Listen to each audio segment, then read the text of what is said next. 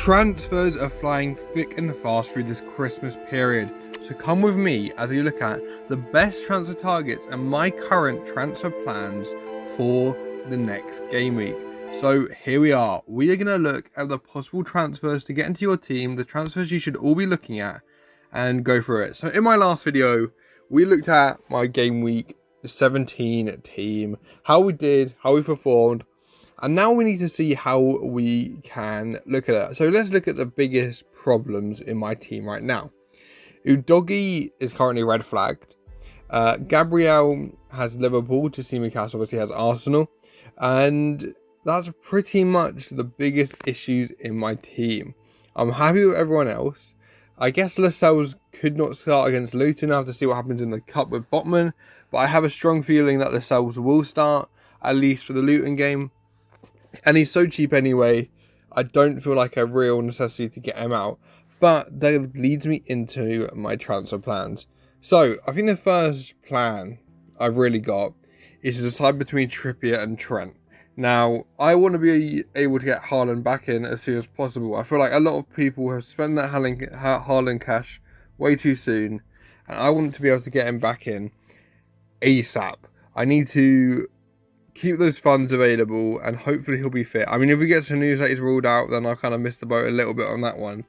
But I think getting Trippier in for either Tsimikas or even the Lascelles possibly sort of enables me to do that. Now, if I do that, that gives me 0.5. Let me actually just double check that. So if we get rid of Tsimikas and we get in Kieran Trippier, that gives me enough money, I think, to get back Haaland. Yeah, that gives me 0.2 to work with when we do get him back. And obviously, I can then upgrade Lascelles to Dan Burn, possibly, as my next move. Obviously, that'll give me no money in the bank, but I feel like I can easily combat that by maybe getting Dan Burn in for Lascelles. Maybe not this week. I think I would definitely not take a hit on it. But I think possibly for the next few game weeks, until we get Son and Salah out in Game Week 20 and Game Week 21, which isn't that far away, I think that Lascelles can probably stick in my team and then move to Dan Burn eventually, although they don't have the best fixtures in the world. Now, that means that I've got to watch out for my team value right now, because I think Areola is probably a risk at dropping in price. If I look at this team, Lascelles will be. Udogie could easily drop in price this week for Pedro Porro. And I think apart from that, everyone is pretty solid at keeping on their price point and not dropping out yet. To be quite honest with you, I think I need to have those 2 free transfers to get Salah and Salah out the same week if we are deciding to get them out or deciding to bench them. But I haven't planned that far ahead yet. But that means, yes, Trippier and Trent is going to be my current moves, I think, for this game week. So with that said, let's go on to my other punt pick, and that would be Pau Torres. Now, if you watch the channel a lot, which probably no one has, I talked about my mini league rival. He currently has Pau Torres, meaning I don't really want to get him in. I want to kind of play against him in the defence. They didn't keep a clean sheet against Brentford. But realistically, Sheffield United, Burnley, Everton, they're going to keep a clean sheet in one of them. And I think eventually I'll move for Pau Torres, but I feel like I kind of missed the boat on it maybe a little bit. I mean, with the Villa defence, it's kind of hard to predict who's going to start. Like Cash Pau's probably the obvious one.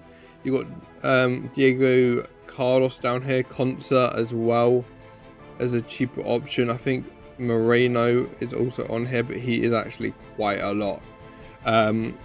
For how much he's played this season, I would not go there. Obviously, Tyrone Mings would be good, but he's going to be injured for a long time. He hasn't actually played since, the beginning of the season when he got injured in that Newcastle game.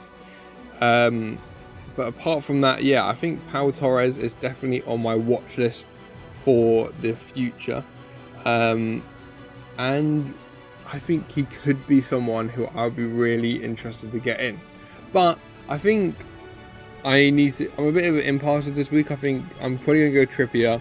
then probably roll and just see where we are for the next few weeks, I think is a general advice. I know that sounds really boring, but that's just the general advice is what I say. So just talking about the future then. We're getting rid of Son and Salah eventually. Who are we going to get Son and Salah out for? Now, let's just talk about Son firstly. I think that's a pretty obvious downgrade to Richarlison and Kulusevski, maybe, because Son's not actually been that potent recently. He's not been like amazing. I know he's really good against Newcastle, but he's not been like the potent man we all need, and he's been when Madison was in the team. So, and I also think Kulusevski's not a very good FPL asset. I know he does return sometimes, and he's been doing all right recently. But Richarlison just really excites me. I think Richarlison's actually getting back to his like Everton form.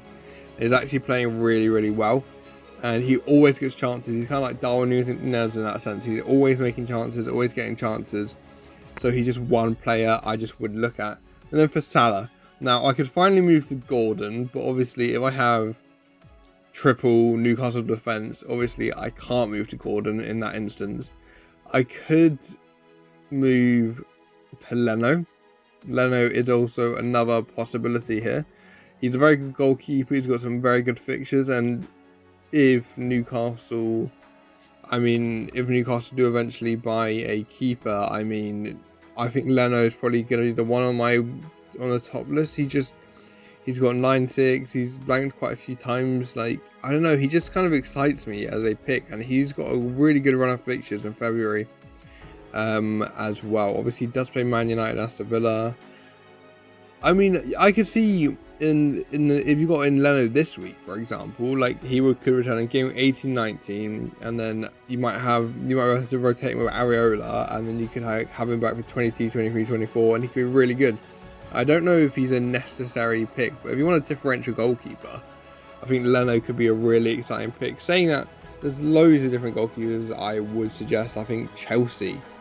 I think right now Sanchez is injured, but I'm not sure how long Sanchez will be injured for, but it is a knee injury. But Petrovic is only 4.5 million, and maybe in a different season, a lot of players would have him because you could balance the money. And now with Salah going out, Haaland being injured, you could easily balance the money. And I think this guy could, he's just going to be a main staple in that back line for ages. I mean, Areola's fixtures aren't great, and Dubravka's probably time as their number one goalkeeper is probably going to be ending quite soon, in my opinion, just because his performances haven't been great in that starting lineup. And when you've got such a secure defence in front of him, like, you can't really have like a weak spot in Dubravka, if you know what I mean. But my final pick is, I've got to say it. It burns me to say, but Pedro Porro. Now, I've got Udogie in. Porro's a player that everyone wants, and I would get him in if he wasn't 5.5 million, because he is so expensive, and he's already got up 0.2 since it's the last game week. I think it's 5.3 last game week, and I mean, if we just have a look at the price, I mean, it's outrageous. Like, he started the season at 5.3, 5.4 is already risen. That's 5.5 buying price. I would want him, but I don't think I can really. I just don't think I can really part with Udogie. I've got like a special relationship with that man, and despite him getting suspended or whatever it normally is, you got to move on. You got to bench him. Maybe move on, and maybe that's where I went wrong in the beginning of the season with Gabriel. But I do think that his time is coming. Udogie will be back, and I think he'll be able to counter Pedro Porro. But thank you guys for watching another FPL Access video. I hope you found some interest in my transfer targets and who I'm trying to get in, and I will see you in the next one. Peace.